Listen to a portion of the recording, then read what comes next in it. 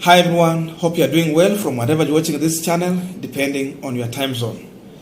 Now, Ayub Savula is the current Deputy Governor of Kakamega County, deputizing Governor Fernandes Barasa. A man that I believe that he made a wrong decision to reduce himself to a Deputy Governor from a Member of Parliament. It was better off for Ayub Savula to defend his seat as regard a Member of Parliament rather than just becoming a Deputy Governor to Fernandes Barasa. Because I have never seen any Deputy Governor who have succeeded from a governor who is even outgoing. We have about 20 governors who have retired from the position of a governor. They cannot vie again as a governor. But I'm yet to see the deputy governors who have succeeded them. Anyone who has been a deputy governor has been reduced to a nothing as a politician. So one of the worst mistakes is when you are a member of parliament, then you go for a DG position. That is, as a member of parliament, there is an area you are governing. Even politically, you have a mileage. Someone can negotiate with you. But tell me, how can someone negotiate with a DG? How? How possible? Unless if you are a very smart politician. Instead, whoever thinks to negotiate will negotiate with the governor. And so, I had promised you that I will explain to you some of the reasons why personally I believe that Ayub Savula might not work with Fernandes Barasa to the end in peace. In case they will manage to work together, then Barasa will have to reduce himself to a junior to Ayub Savula. But if not, if Barasa would want to be the governor of Kakamega and his word become the law, then Savula is not a man they will work with to the end. If you look on the character of Ayub Savula, Savula is a one man who is so emotional. A man who wants to be a leader always. Savula is one man who made himself the deputy party leader of ANC party. A self-proclaimed deputy party leader. No one made him a deputy party leader. But when he was in the ANC, he claimed that position, and everywhere he went, he always identified himself as the deputy party leader of ANC party. Mudavadi ametoka Western party leader. Savula mtu wa Western hapa deputy party leader. Until to some extent people were mocking the leadership of ANC party, and that's why it was easy to refer to it as a village party. The same way William Samoei Ruto was referring to Musalia Mudavadi's party. Sababu walikuwa na sema Savula hapa Muluya, Mudavadi Muluya. Alafu pia SG by then alikuwa ni Mluya. So look at that. So Savula would always want to be a leader. And I told you secondly, Savula is a man who is full of emotions. A man that you cannot lead easily. A man who wants his word to be the law. And at one point, somewhere in a parliamentary committee, I wanted to watch a video where Savula was trying to express himself and the exchange that he had with the former Gatundu Member of Parliament, Moses Kuria. By then, Kuria was chair of that committee. Watch this video shortly, and then we continue. Silence. Chairman, I have a right to speak. Yes, of course. And this one will differ with you, Chairman. Give me time. Let me explain my point. I'm a member of parliament like you. Kindly, let me execute my point. Kindly execute my point. Chairman, let me go ahead. I was a chairman before you became a chairman. Don't joke around with me. Let me finish. No. Chairman on this one, no. Give me time, I execute my point. Honorable Savula, you have a right to speak. But you have a right to speak. You have no right to berate.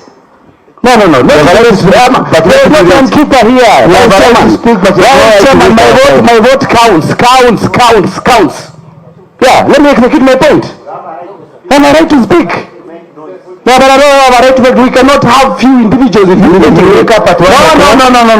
That is my right. That's my right. There is no time keeping. It is your right to wake up at 1 o'clock. No. I'm not. You're not my father. Go to hell. No, order. Mr. Chairman. Now, that's out of order. We will kick you out. What is it, Honorable? I think we have the numbers. We'll kick you out. If you want to bring nonsense, we'll kick you out. This is not a Rugari matter. I'm elected one. This is not a Rugari matter. It's about the Republic of Kenya, my friend. Which numbers do you have? My friend. No. Election. What the members? You are substandard material. What's wrong with Rugari? No. Do you know what they are doing by electing you, my friend? Members. Members. Point of order. Members. Point of order. No, Now we are continuing with the panel discussion, but just a quick request. You might be watching this channel, but you're not subscribed. So I'm still humbly requesting you to subscribe to our channel so that another time, once we release a video like this one, you will always get notified. Again, to all our channel subscribers and anyone who drop comment, I must say thank you so much for your unconditional support. Again, I'm requesting you to give our video a thumbs up so that YouTube can recommend our videos to more viewers. Back to our discussion. Now, hope you have been able to see some of the characters of Ayub Savula. So tell me, if Fernandes Barasa can be able to contain such a character in his cabinet, if he has the meetings or when they have to make a decision, how will it be possible for Fernandes Barasa to contain Savula? I'm saying this because I know Savula believed in his heart that he was the kingmaker of the Kakamega governorship. That is exactly what Ayub Savula believed. And I remember at one point here, I explained to you, my viewers, how Kakamega gubernatorial seat was going to be won. And I remember I told you that Lugari constituency plays a critical role because of its numbers. Lugari is huge. And you cannot ignore Lugari. And that's where Ayub Savula is coming from. Secondly, Ayub Savula was going on ballot as a governor candidate on DAP party ticket.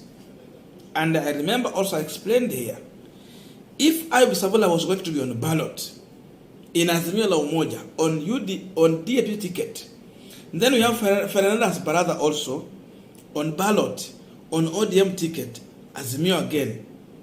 This was going to give a chance to someone like Malala to win that seat, because you have two serious candidates who have a chance in Kakamega County in the same coalition. And then on the other side, they just have one candidate. So if you divided the vote these guys got, it was going to give a chance to Malala. Hizo kura Malala alipata zingempea uongozi wa Kakamega. As simple as that. So ODM, in their own wisdom through the former governor of Paranya, he decided to reach out to railaodinga to call Ayub Savula to order, to calm him and offer him a position of deputy governor so that he can rally behind Fernandes Barasa. That is how this team managed to win this election. But when they were divided, they were not going to get that seat. All of them were going to lose. So Savula believed that he sacrificed his ambition to become the governor of Kakamega for Fernandes Barasa to have his way. So because of that, he will have that ego and the audacity to tell Fernandes Barasa that I'm the one who made you governor. So hakuna vile atakuwa chini ya Fernandes Barasa. He would want to lead, but then how do you lead when you are a DG? You cannot. And because of his emotion, he's a man who reacts on emotions. He will not accept to be led. So he sacrificed his ambition.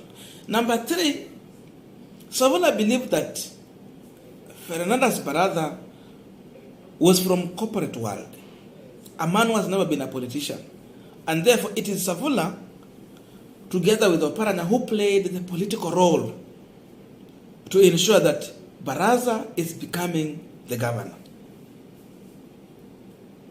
So that thing is still in his mind, and that's why you see even in the previous video, you hear him saying that he was coerced, he was pushed, he was threatened to support Azimio, but he was not willing to support. The only thing he has not said is that he made Fernandes Barasa the governor. So I still believe that he played a very critical role politically because of his connection as a politician who has already served for 2 terms. A man who has been a deputy party leader of ANC party. A man who has been all over within Kakamega, leading the ANC operatives within that area. In fact, Savula moved with the leadership of ANC party to Azimio, to the DAP party, and now in ODM, because he was the one on the ground looking, who has been able to operate with the juniors in ANC party when it comes to the party leadership and those officers. Alisonga another sort. So he believed that there was something big he took to Fernandes Barasa, and because of that, Savula would want to lead in Kakamega, but then the governor is Fernandes Barasa. Barasa has his own wisdom. He has been in the cooperative world. He has been a leader there at Ketraco. He has offered himself severally in other positions. So we know he would want to bring the leadership into Kakamega County. So even in his side, he will not allow even Savula to lead him also. Because of all these things, I believe that Savula will not stay with Fernandes Barasa. If they will stay, then one of these two will have to sacrifice. Either Savula to sacrifice his behavior and attitude. If not, then Fernandes Barasa will have to stomach this guy in order to work with him to the end. That's my view. I don't know what to think about this, but let us meet in the comment section to have a continuation of this conversation. Thank you so much. See you in our next video.